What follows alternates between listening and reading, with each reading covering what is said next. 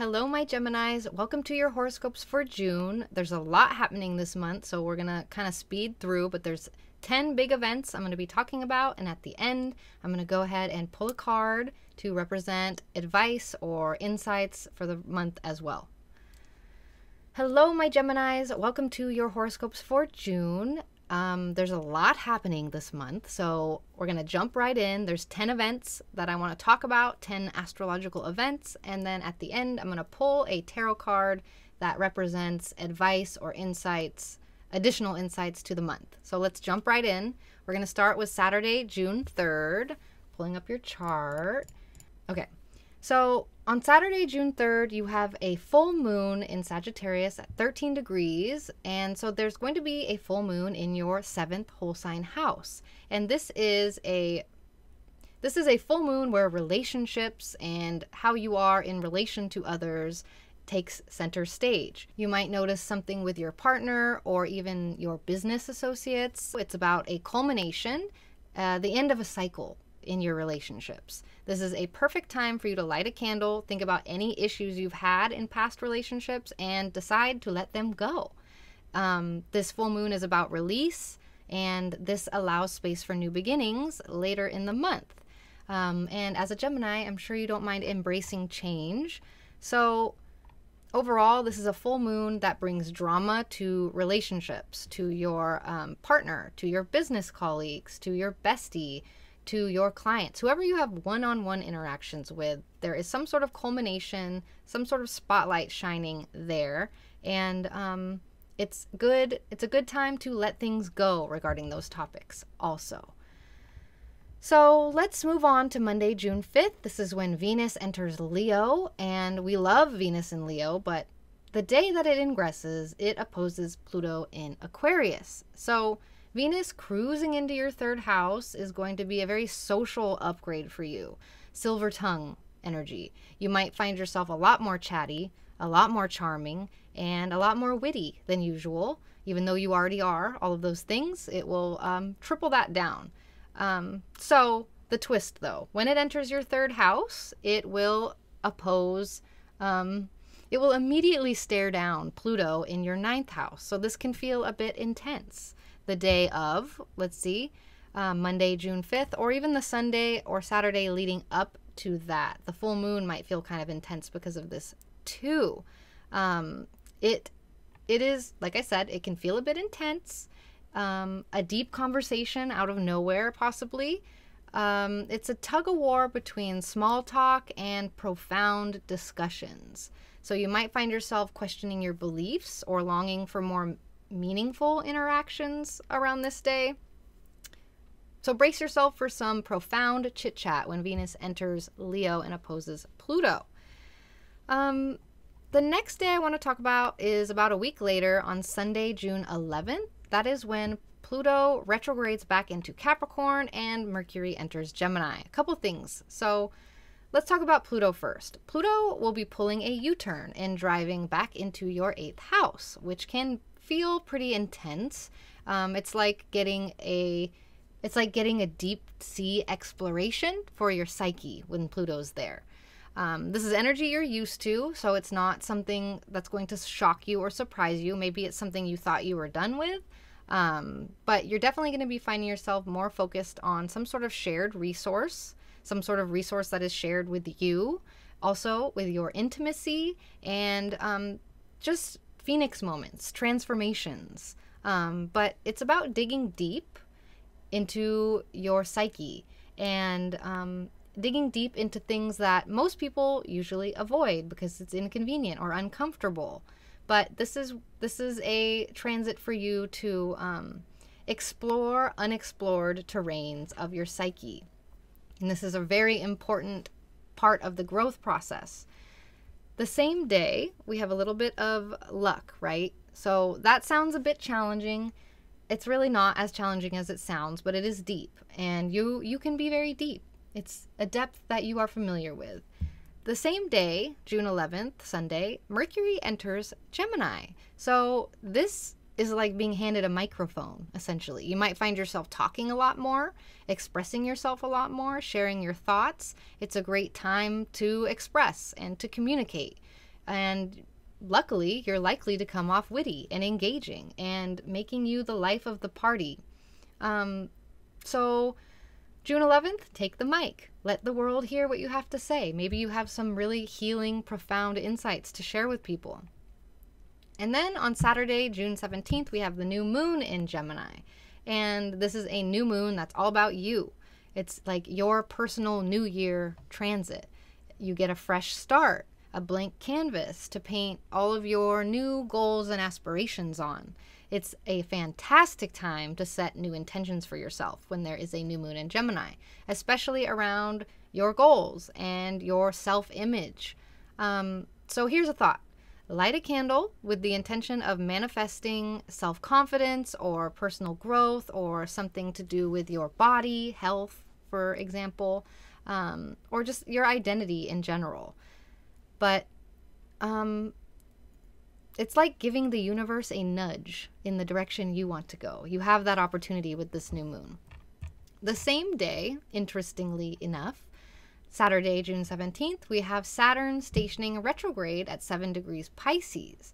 And this might feel like a little bit more of a roadblock in your career path or with the roles you take on. The word career's super gross, but your professional life might hit a little bit of a speed bump, slowing down some sort of progress.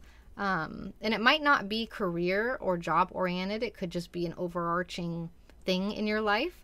But don't stress, it's not a permanent stop or a permanent slowdown of your progress. This is a time that is given to you in order to review and reassess, make sure you're going the way you want to be going.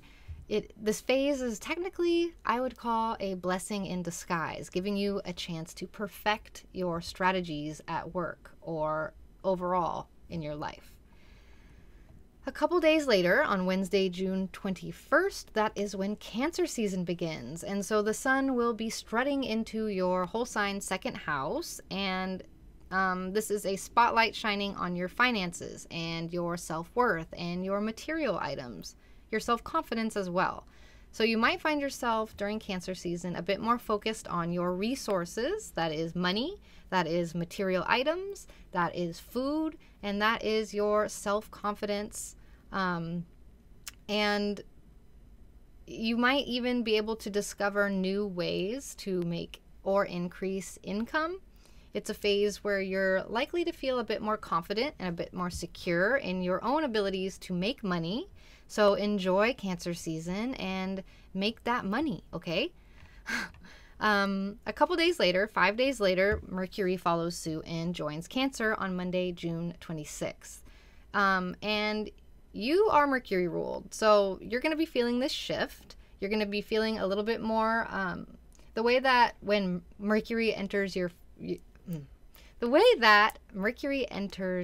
Gemini and gives you a mic. When Mercury enters Cancer, it gives you a cozy blankie to go lay down with, basically.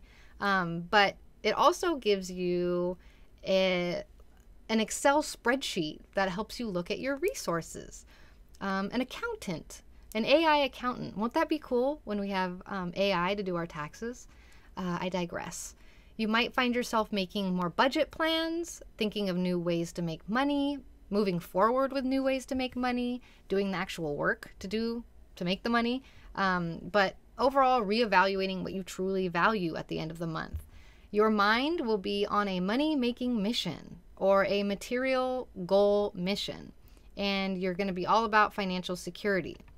You might even find yourself having some very productive conversations about money and finances.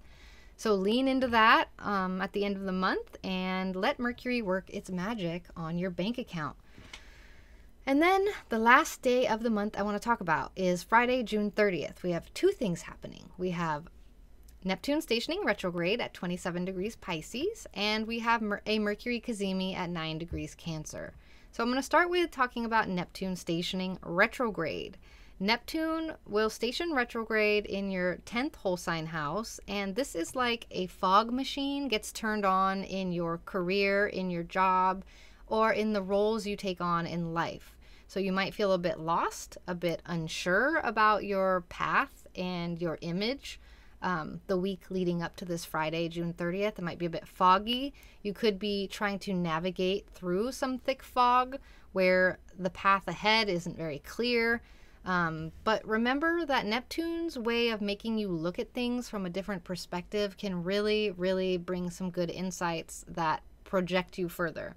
So Neptune wants you to find your true calling. Neptune wants you to dial in your true calling, even if it feels a little bit hazy or confusing at first. You won't be stuck and confused forever.